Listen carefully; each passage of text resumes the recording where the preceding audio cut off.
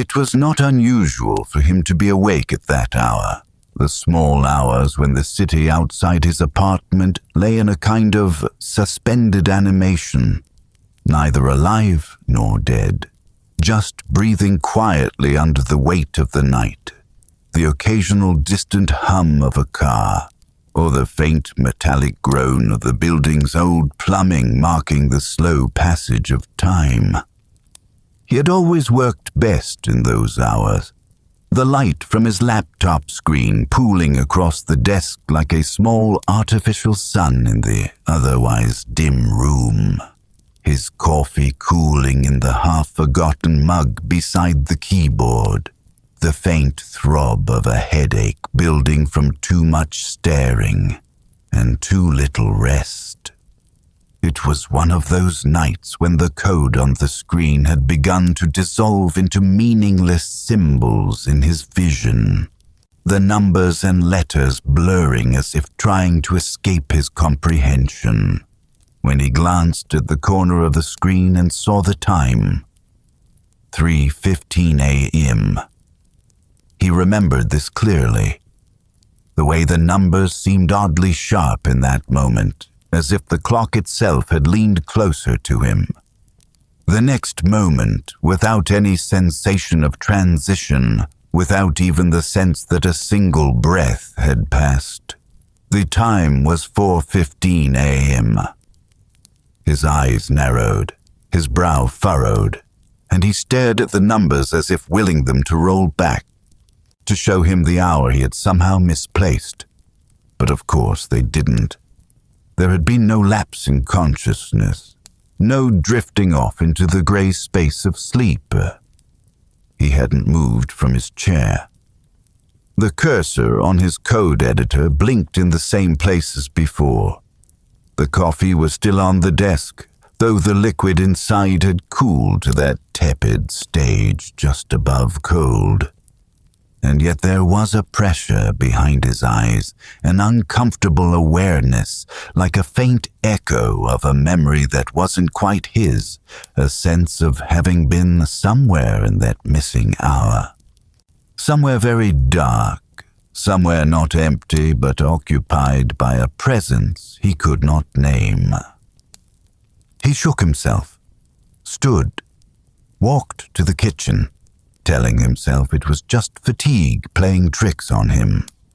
But as he passed the hallway mirror, his reflection seemed almost to hesitate, to linger a heartbeat behind his movement, and he found himself staring into his own eyes, half expecting to see them blink out of rhythm with the rest of him.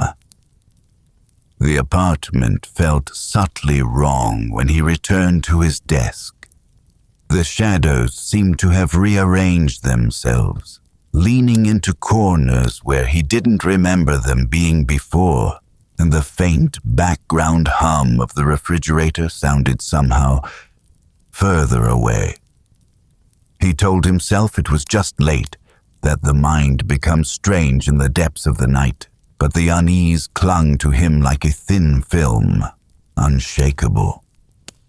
The rest of the night passed without incident, though he noticed that his concentration had been fractured. His eyes slid away from the screen again and again, drifting toward the window, where nothing waited except the pale glow of a street lamp casting the same tired circle of light onto the wet pavement below. When the sun finally bled into the horizon and light began to push its way into the room, it felt less like the world was waking up and more like some invisible weight was being lifted, a tension released. He didn't think about the missing hour again until 2 nights later, when it happened once more. He had been editing a block of code. The clock read 3:15 a.m. and then, without a moment in between, it read 4:15 a.m. No fading in or out, no drifting consciousness, just an abrupt absence of 60 minutes. This time his hands were resting differently on the keyboard when he noticed the time had changed. and there was a faint ache in his forearms as if he had been carrying something heavy. The coffee cup, which he was certain had been empty, now had a thin ring of liquid clinging to its sides, as if it had been recently filled and then mostly drunk. He sat back, pulse quickening, the sound of it loud in his ears. A thought whispered through his mind, something primitive and unhelpful. You weren't alone. The apartment was silent, but it was a silence with depth, the kind that seems to have swallowed other sounds, a silence with layers that could hide things within it. He found himself glancing at the closed door to the bedroom, irrationally certain that if he opened it, he would see something. Not necessarily moving, not necessarily alive, but something that didn't belong there. He stayed in the chair until dawn, unwilling to walk down the short hallway, unwilling to let the silence in the other room confirm or deny the shape his mind was beginning to take. When the light finally came, it felt thinner than it should have, as if the day itself was hesitating to touch him.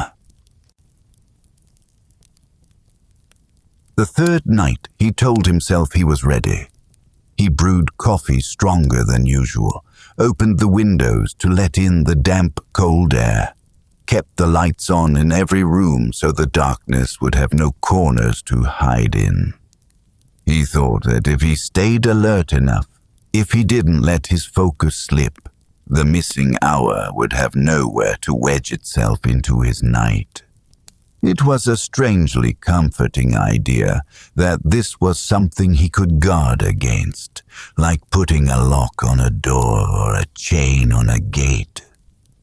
The hours bled away in their usual, unremarkable way. Lines of code appeared and vanished on the screen. The cup emptied slowly beside him. The city outside remained a dim, indifferent sprawl. At some point, he glanced at the clock on his laptop. 3:12 a.m. The numbers felt like a warning, though he couldn't say why. He stared at the code for exactly 3 minutes, conscious of every second that passed, each one feeling like the slow, deliberate tick of a metronome in a silent room. And then, without transition, without movement, without even the sense of a blink, the numbers on the clock read 4:15 a.m. He inhaled sharply, the breath catching in his throat, and for a moment he thought he might choke on it. His hands were not where he had left them. They were resting flat on the desk, palms down, fingers spread wide, as though he had been bracing himself against something. A faint vibration shivered through his arms, a residue of effort, like the aftertaste of exertion. He didn't stand immediately. The air in the apartment felt thick, not in temperature or humidity, but in texture, as though something unseen had been stirred up and was still settling. The faint hum of his laptop's fan sounded muffled, as if it were on the other side of a wall. Even the ticking of the clock on the far shelf, a sound he had heard every night for years, seemed quieter, more hesitant. When he finally rose, the coffee mug was no longer beside the laptop. It was sitting on the kitchen counter, empty but warm to the touch. He had no memory of standing up, no memory of crossing the room. The spoon lay beside it, wet as though recently rinsed. The urge to leave the apartment rose in him suddenly, sharp and urgent, like the body's instinct to recoil from a scalding surface. But the thought of stepping into the hallway outside was somehow worse, as though whatever was happening to him was not confined to the four walls of his home, as though it could follow him anywhere. He stayed awake until sunrise, but the dawn felt different that morning. It came without relief, without the sense that the night had loosened its grip. The sunlight through the blinds was pale, almost metallic, and it seemed to him that the shadows in the room clung stubbornly to their places, resisting the intrusion of day. The fourth night it happened again, and the fifth, always the same. 3:15 and then 4:15, with no bridge between them, no memory, only the residue. A rearranged object, an unexplained ache, the faint taste of something metallic on his tongue. He began marking his desk with small, deliberate changes before 3:15, just to see what would be different after. A pen placed at an angle became perfectly parallel to the keyboard. A sheet of paper folded in half was now flat. A closed notebook lay open to a page filled with lines of his handwriting, words that did not seem to be in any language he knew. By the end of the week, he stopped telling himself it was exhaustion or some kind of neurological glitch. There was intent here. There was action in that lost hour, action that required his body but not his will. What unsettled him most was not the missing time itself, but the growing certainty that he was not the only one present during those vanished minutes. There was a sense, vague, unformed but insistent, that someone, or something, was near him in that gap, close enough to touch, close enough to breathe the same air. And in the hours after, when the city began to wake and normal sounds crept back into the world, he sometimes thought he could hear the faintest echo of footsteps in the apartment, slow and measured, as though whoever had shared that missing hour with him had not quite left. The nights grew heavier, as if the darkness itself was accumulating weight, pressing down on the small apartment like a thick, invisible fog. After several sleepless evenings wrestling with the void between 3:15 and 4:15, he knew that mere vigilance was no longer enough. Watching the clock had become a ritual, a desperate attempt to impose order on something fundamentally chaotic. But the missing hour continued to slip through his grasp like water through fingers. He decided to set up cameras, small, discreet devices scattered across the room like silent sentinels, their red indicator lights blinking softly in the gloom. He positioned one on the desk, angled to capture his chair and the laptop screen. Another by the doorway to the bedroom, watching the threshold between the two spaces. A third was placed near the window, though he knew whatever was happening had nothing to do with the outside world. The footage would be his witness, proof that he was not losing his mind. Or perhaps, he hoped, evidence that he was. Before going to bed, he left a note on the desk, scrawled hastily on a torn page from a notebook. "If you find this, it means I was here before 3:15. He glanced at the clock. It was 11:47 p.m. He felt a strange mixture of hope and dread. Tonight would either bring answers or push him deeper into the abyss. The first 2 hours passed in restless anticipation. He checked the cameras every 15 minutes on his phone, the live feed showing nothing unusual, just the stillness of the empty rooms, shadows stretching and retreating with the flicker of his laptop's light. He tried to keep busy, fingers tapping mindlessly on the keyboard, but the growing silence gnawed at him, as if the walls themselves were holding their breath. Then the clock changed. 3:15 a.m. The moment the minute hand settled, the atmosphere shifted. The air thickened and the hum of his electronics dimmed to an almost imperceptible buzz. His breath caught. He sat frozen, eyes glued to the laptop screen, waiting for something, anything, to break the suffocating quiet. The cameras continued to record, but the feeds showed a subtle disturbance. In the corner of the desk camera's view, a shadow flickered, a movement too swift and too faint to be clear, like a ripple on the surface of a dark pond. On the doorway camera, the edges of the frame seemed to warp, bending reality as if the air itself were folding.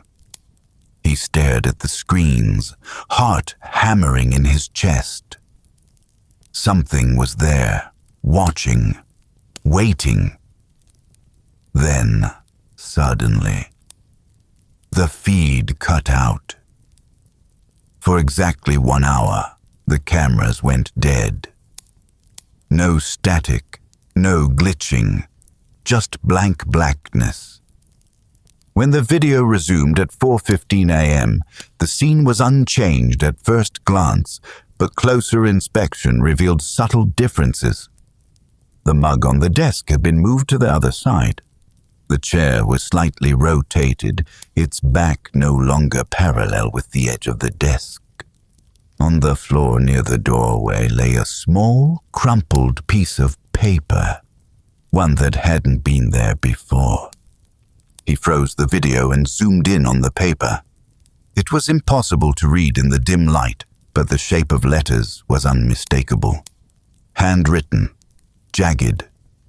His pulse quickened. Could it be a message? A sign?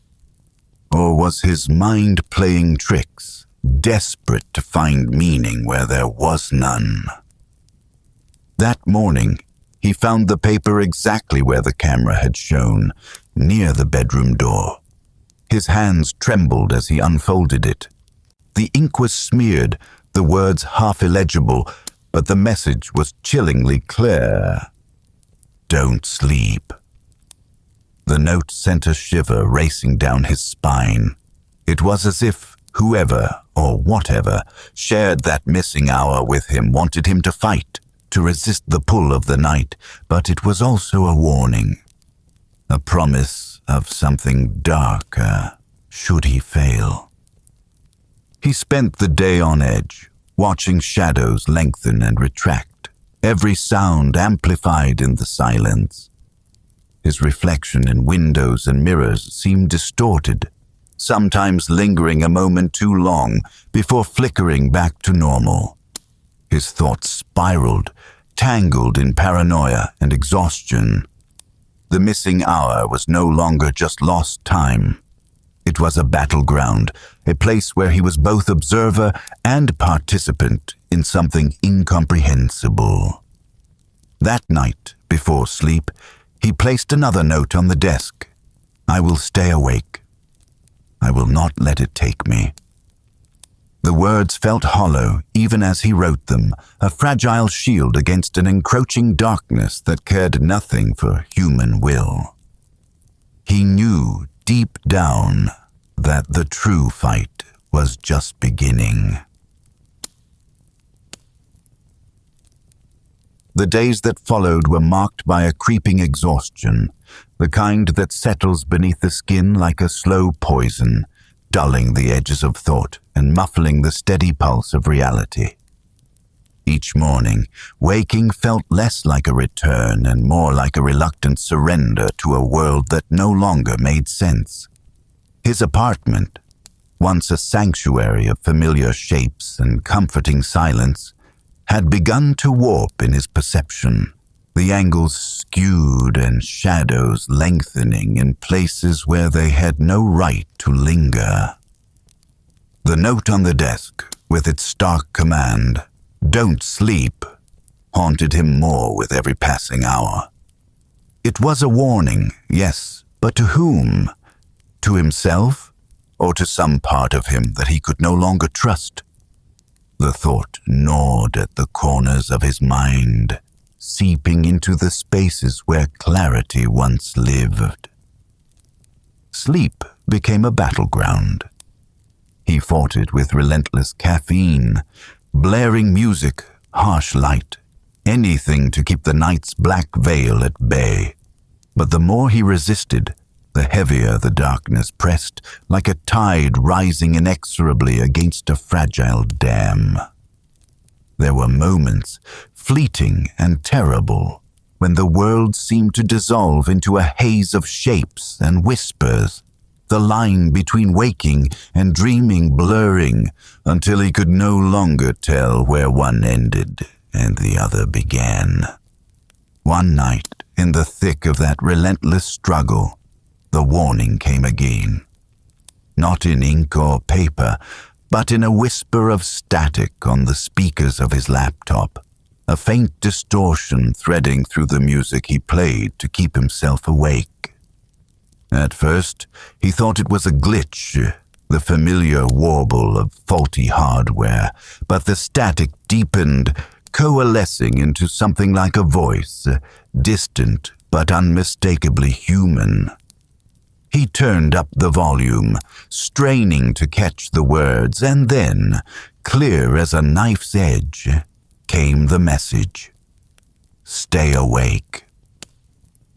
His heart lurched violently, the hairs on his arms standing in sharp protest. The voice was not angry, nor pleading. It was something colder, more resolute, an echo from the void itself. It carried a weight that sank deep into his bones, a certainty that this was no longer just a fight to remain conscious, but a desperate attempt to stave off something waiting, lurking just beyond perception. He sank back into his chair, breath shallow, the room around him seeming to tilt slightly as the music faded into silence. For a moment, he considered surrendering, letting the darkness pull him into its depths, but the command echoed relentlessly in his mind. Stay awake. It was a lifeline thrown across an unfathomable gulf, a fragile thread on which his sanity now balanced. The following days were a blur of exhaustion and hyper-awareness. His movements became mechanical, his thoughts fragmented and cyclical. He noticed details that had escaped him before. The way the shadows in the corners of the room seemed to twitch, as if stirred by invisible breath. The occasional flicker of light that made him flinch. The subtle shift in the air's temperature when the clock ticked toward 3:15.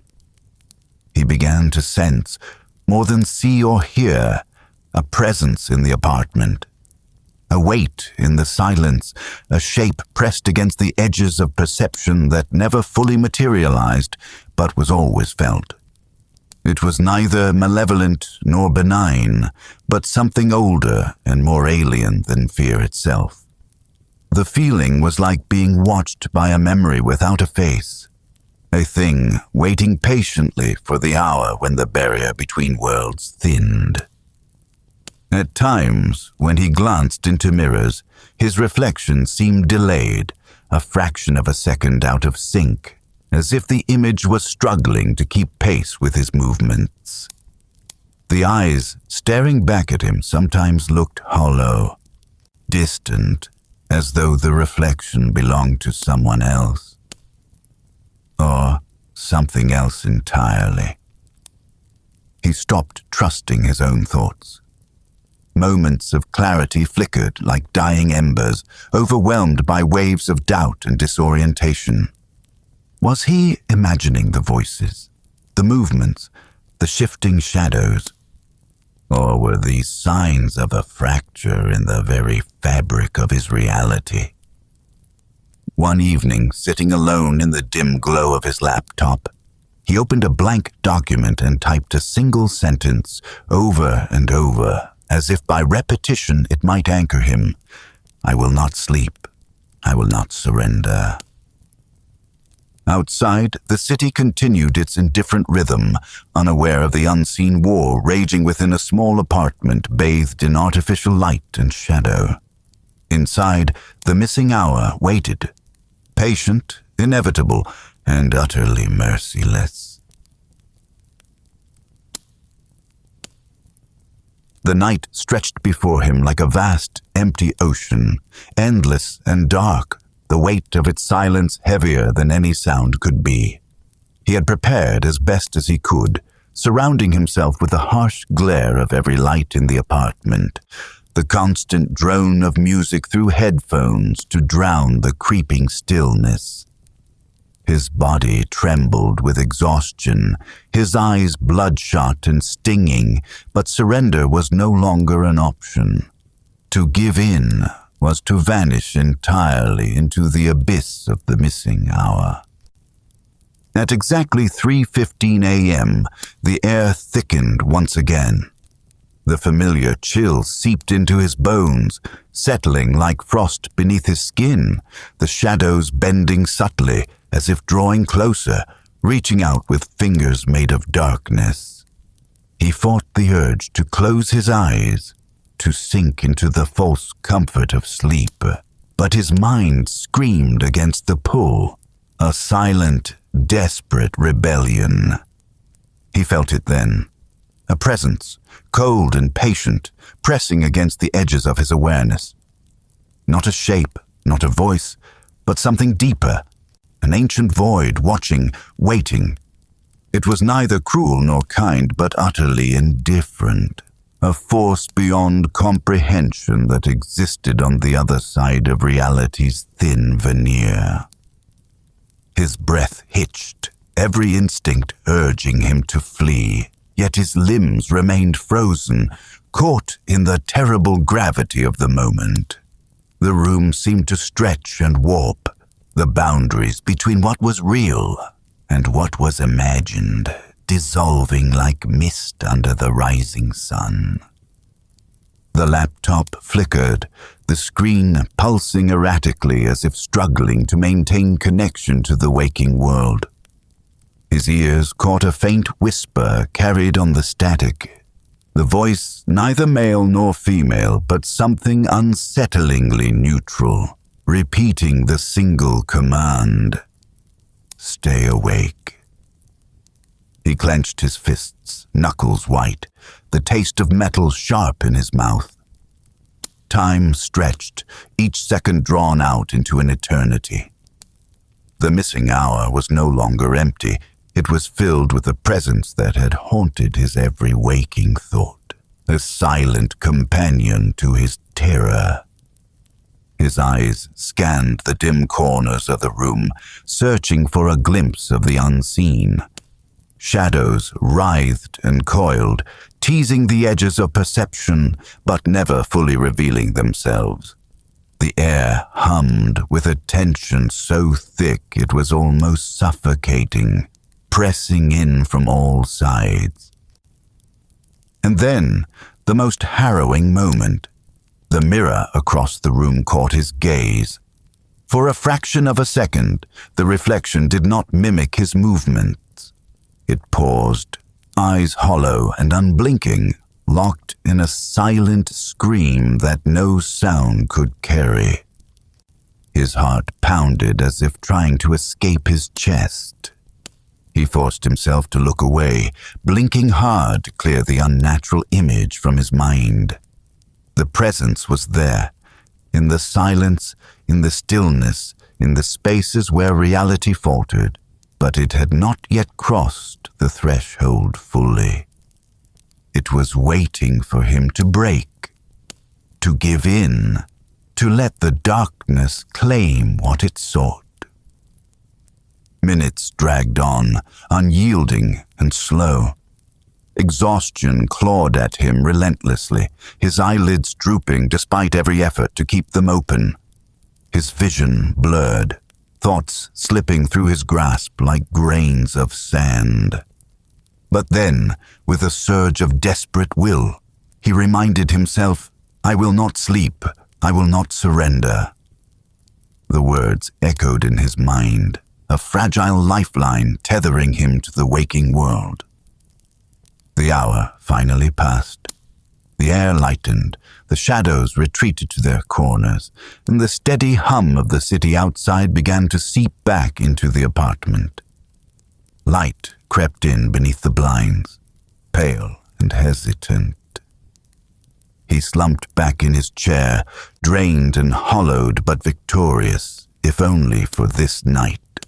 The missing hour had come again, bringing with it the unnameable presence, but he had faced it and held fast. Yet as dawn filtered weakly through the window, he knew this battle was far from over. The darkness waited, patient and eternal, and the missing hour was never truly empty. The sun barely pierced the thick curtains, casting a dim glow that seemed swallowed by the lingering shadows.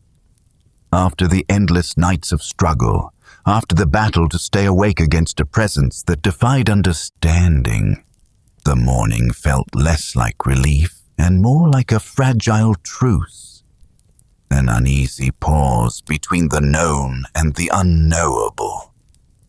His body was drained, every muscle trembling with exhaustion, but the ache in his chest was something deeper, a gnawing emptiness where certainty once lived. The missing hour was no longer just a gap in time. It was a threshold, a veil between two worlds, and he had glimpsed what lay beyond. The apartment felt charged, alive with a quiet energy that hummed beneath the surface of reality. Objects seemed to vibrate softly, the air thick with the scent of cold earth and distant rain. He noticed for the first time the faint scratches on the floor near the bedroom door, thin, almost imperceptible lines that hadn't been there before, as if something unseen had tried to claw its way through.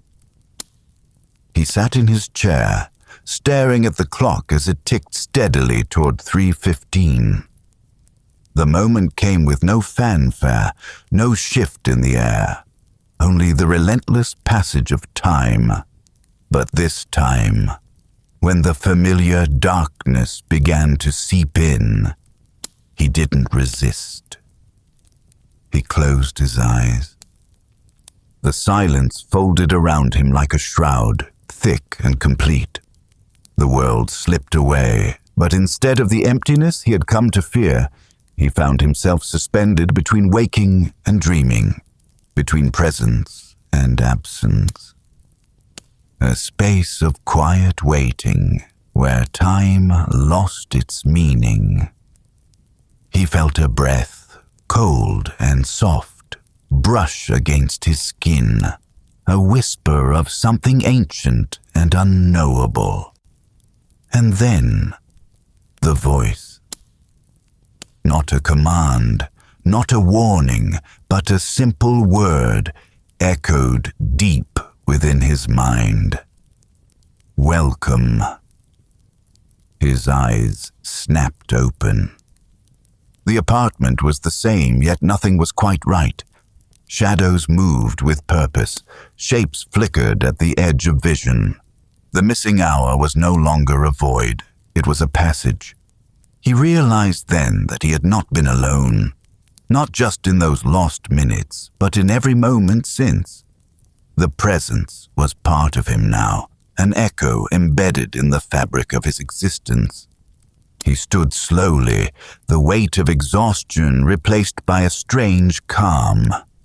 The scratches on the floor seemed to pulse faintly beneath his feet, as if alive. The question lingered in the air, unanswered. Had he crossed over? Or had the missing hour finally crossed into his world? As the first rays of sunlight broke through the window, he felt the line between here and elsewhere blur, a delicate fracture in the seamless illusion of day. And in that fracture, he saw the truth. unseen but undeniable. The missing hour was not gone. It was waiting for him to return.